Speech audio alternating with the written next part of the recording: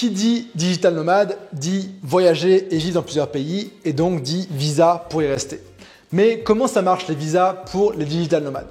De mon côté, j'ai visité 37 pays et je m'y connais plutôt pas mal sur cette question en ayant visité tous ces pays en tant que soit nomade, soit touriste, soit expatrié. Et dans cette vidéo, je t'explique concrètement tout ce qu'il y a à savoir sur les visas pour les nomades digitaux, quel type il y a, comment les avoir, comment ça fonctionne. C'est parti!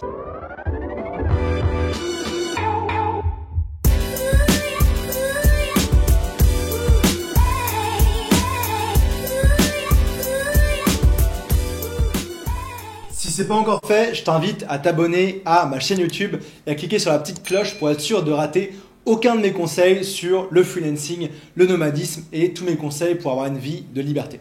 Avant de commencer, j'aimerais te préciser quelque chose qui me paraît évident mais qui est hyper important pour la suite de cette vidéo. C'est que dépendamment de ton ou tes pays de nationalité, la question des visas va être hyper différente, même en tant que nomade digital.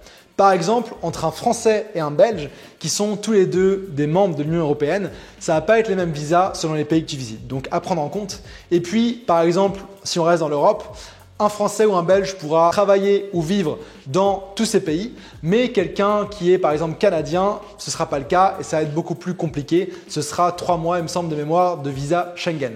Donc il faut bien prendre ça en considération et de toute façon, c'est un sujet assez épineux, la question des visas, et je ne te garantis pas que ce soit 100% accurate dans ta situation à toi. C'est aussi épineux parce que, comme beaucoup de choses, la législation n'est pas encore à niveau de ce qui se passe et pas encore à niveau de nos styles de vie aujourd'hui et ça ne correspond pas complètement à nos besoins en tant que nomade. Je comprends, on est une minorité de personnes et c'est des choses qui prennent du temps à changer, mais juste te préciser ça parce que ce n'est pas un sujet qui est hyper carré légalement. Le plus souvent d'ailleurs, les nomades vont utiliser un visa touriste pour visiter, voyager quand ce n'est pas forcément pour des longues périodes de temps.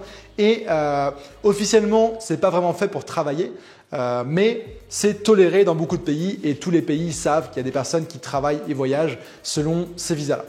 Donc ensuite, j'aimerais te parler des différents types de visas pour continuer directement la vidéo. Je te dirais que les types de visas que tu vas avoir besoin en tant que nomade, ça dépend de quel type de nomade tu es. J'ai fait une vidéo justement sur les 3 différents types de digital nomades qui sera intéressante à voir pour toi si tu ne vois pas de quoi je parle. Mais il y a des nomades qui vont bouger tout le temps, d'autres qui vont rester un petit peu, d'autres qui vont être à la limite de l'expatrié. Et c'est important de savoir un petit peu où tu te situes pour gérer les visas nomades digitaux pour toi. Le premier visa, le plus classique, ça va être le visa touristique, le visa touriste. Souvent, c'est un visa qui va être délivré on arrival, donc quand tu arrives sur place. C'est l'option la plus facile, c'est le mieux en général pour commencer, pour débuter dans un pays. C'est plus facile de faire un visa plus long terme une fois que tu es dans le pays en tant que touriste que d'ailleurs en général. Le plus souvent, donc ça va être des visas qui vont être délivrés on arrival si tu as un passeport qui a pas mal d'accords. Sinon, il va aussi parfois falloir le demander en avance. Souvent, ça se passe en ligne. Je me souviens de l'avoir fait par exemple pour le Myanmar, c'était 50 $ US. Ou le Cambodge, c'était en arrivant, mais c'était 50 $ US aussi, je crois. Donc tu vois, c'est soit gratuit, soit payant.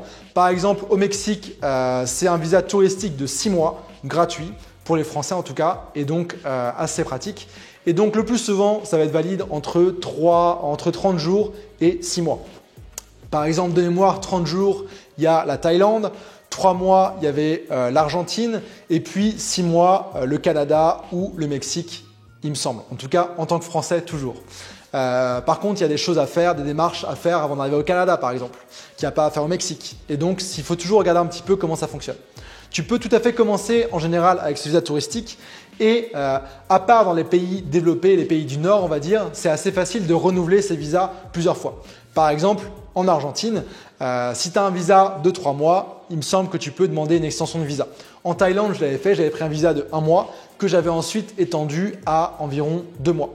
Donc, c'est quelque chose qui peut se faire. Donc, tu as différentes façons de le faire. Soit tu le fais sur place dans un bureau d'immigration comme je l'avais fait en Thaïlande. Donc, tu attends quelques heures, tu remplis des papiers et c'est renouvelé, ils tampontent ton passeport. Soit tu fais ce qu'on appelle soit aussi tu peux payer un avocat pour le faire en général.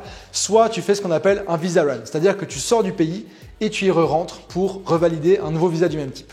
Par contre, c'est cool, mais tu ne peux pas faire ça non plus en illimité. Je sais qu'en Thaïlande, par exemple, ils sont de plus en plus regardants par rapport à ça. Et en général, ça a marché peut-être 1 fois ou 2, mais pas beaucoup plus. Quoique, je connais des Canadiens qui sont au Mexique depuis des années, donc tout est possible, mais voilà, à regarder.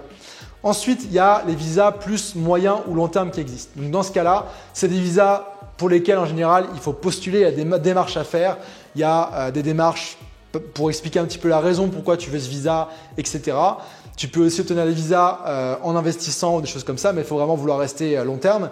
Et ça, c'est vraiment spécifique au pays.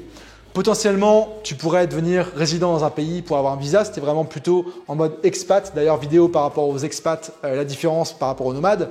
Ou alors, tu pourrais vouloir vraiment t'installer dans un pays, ce qui sort un petit peu du cadre de cette vidéo, mais qui est possible.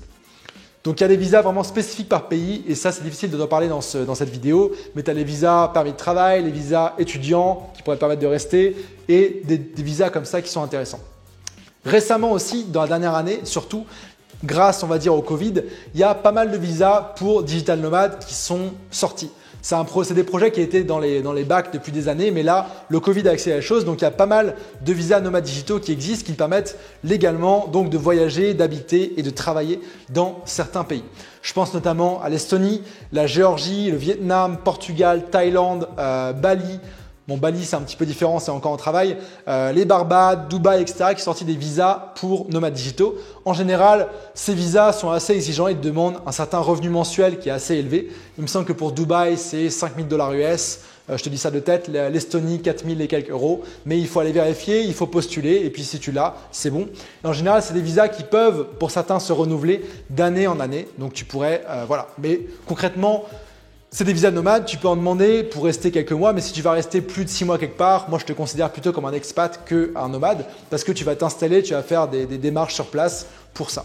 Et puis, tu as un type de visa aussi qui est assez intéressant, c'est les PVT ou les Working Holiday Visa en anglais, permis vacances-travail qui te permet d'avoir en fait un permis d'une durée variable. Je crois que c'est entre, le plus court que je connaisse, c'est 1 an et puis après ça peut aller jusqu'à 2 ans et ça peut être renouvelable éventuellement. Donc il y en a beaucoup qui font ça par exemple au Canada, en Australie et c'est un permis vacances-travail. Donc tu peux être quelque part, soit travailler, soit être en vacances, soit rien faire, ce que tu veux, mais tu as le droit d'être quelque part. Donc c'est assez cool et ce qui est en général cool, c'est que ça donne aussi accès à la zone économique duquel le pays fait partie.